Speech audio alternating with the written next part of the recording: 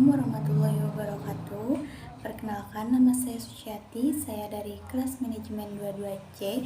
Di sini saya akan mempresentasikan tugas sesi 7, yaitu merangkum dari bab 1 sampai bab 6. Pada bab pertama, yaitu ada peran akuntan dalam organisasi. Ada akuntansi manajemen, akuntansi keuangan, dan akuntansi biaya. Akuntansi manajemen dan akuntansi keuangan mempunyai tujuan yang berbeda. Jika akuntansi manajemen adalah yang mengukur, menganalisis, dan melaporkan informasi keuangan dan non-keuangan yang membantu manajer membuat keputusan guna mencapai tujuan organisasi.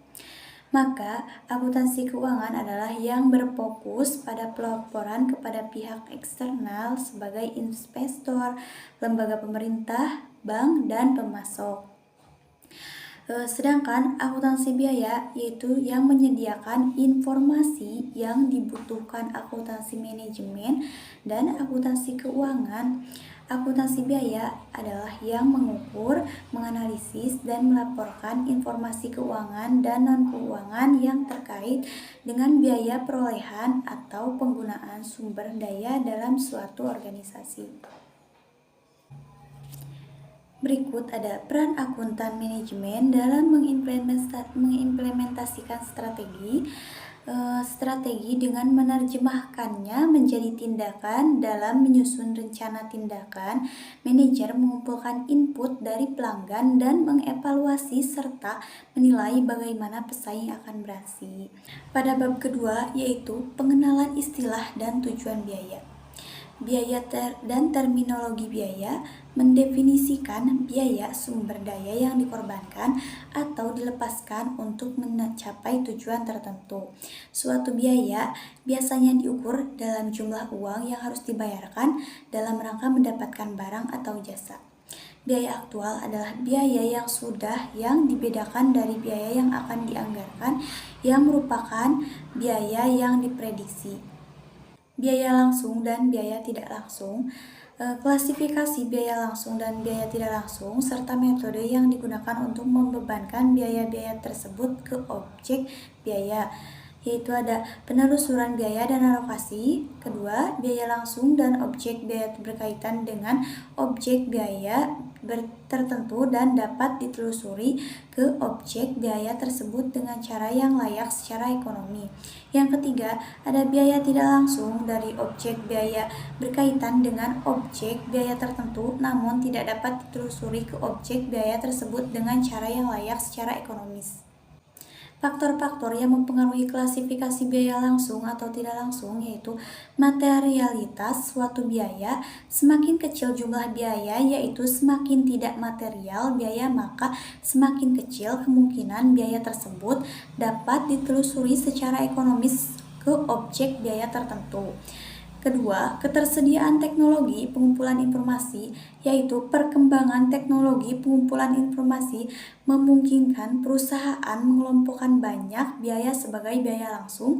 Dan yang terakhir ada desain operasi mengklasifikasikan biaya sebagai biaya langsung akan menduah jika fasilitas perusahaan digunakan secara eksklusif untuk objek biaya spesifikasi seperti produk tertentu atau pelanggan tertentu. Perbedaan perusahaan manufaktur dan perusahaan dagang yaitu berbeda dengan perusahaan dagang. Kegiatan utama perusahaan dagang adalah membeli barang dan menjualnya kembali tanpa merubah bentuk dasarnya atau menambah manfaat dari barang tersebut. Kegiatan utama perusahaan manufaktur adalah membeli bahan serta komponen dan mengubahnya menjadi berbagai barang jadi. Pada bab keempat ada metode harga pokok pesanan full costing. Metode harga pokok pesanan adalah suatu metode pengumpulan biaya produksi untuk menentukan harga pokok produk pada perusahaan yang menghasilkan produk atas dasar pesanan. Atau full costing adalah metode penentuan harga pokok produk dengan memasukkan seluruh komponen biaya produksi sebagai unsur harga pokok yang meliputi biaya bahan baku, biaya tenaga kerja langsung, biaya overhead pabrik variabel, dan biaya overhead pabrik tetap.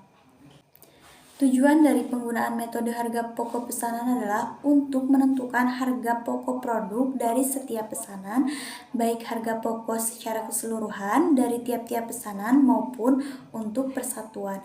Dalam metode ini, biaya-biaya produksi dikumpulkan untuk pesanan tertentu dan harga pokok produksi persatuan dihitung dengan cara membagi total biaya produksi untuk pesanan tersebut dengan jumlah satuan produk dalam pesanan yang bersangkutan.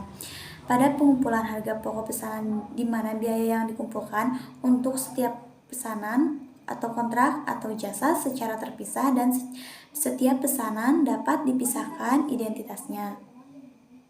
Siklus perusahaan manufaktur dimulai dengan pengolahan bahan baku di bagian produksi dan berakhir dengan penyerahan produk jadi ke bagian gudang.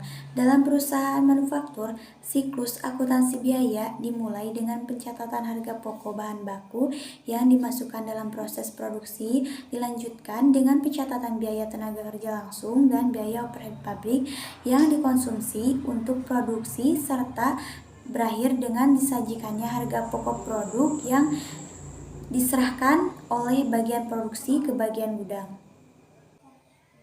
Pada bab kelima, ada metode harga pokok pesanan full costing. Kartu harga pokok pesanan yaitu merupakan catatan yang penting dalam metode harga pokok pesanan.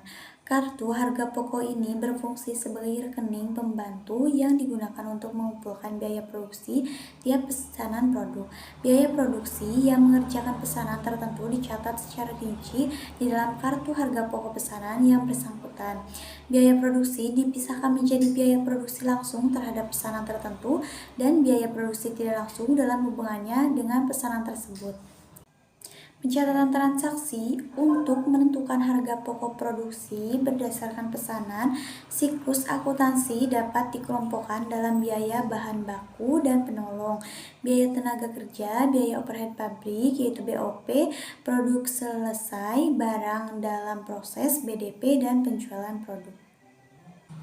Dan yang terakhir yaitu bab 6 adalah metode harga pokok proses. Metode harga pokok proses yaitu pengumpulan biaya yang digunakan oleh perusahaan yang memproduksi suatu produk secara massal sehingga proses produksi dilakukan tanpa menunggu adanya pesanan dari pembeli. Di dalam metode ini, biaya produksi dikumpulkan untuk setiap proses selama jangka waktu tertentu dan biaya produksi persatuan dihitung dengan cara membagi total biaya produksi dalam metode tertentu dengan jumlah satuan produk yang dihasilkan dari proses tersebut selama jangka waktu yang bersangkutan. Contohnya, proses costing yaitu memproduksi barang, pabrik tekstil, penyulingan, minyak, pabrik baja, pabrik semen, pabrik gula, farmasi, mesin cuci, TV, kalkulator, mesin tik, dan sebagainya. Dan yang kedua adalah memproduksi jasa, yaitu tenaga listrik, misalkan PLN, angkutan, dan sebagainya. Karakteristik metode harga pokok proses. Yang pertama, produk yang dihasilkan merupakan produk standar. Yang kedua, produk yang dihasilkan dari bulan ke bulan adalah sama.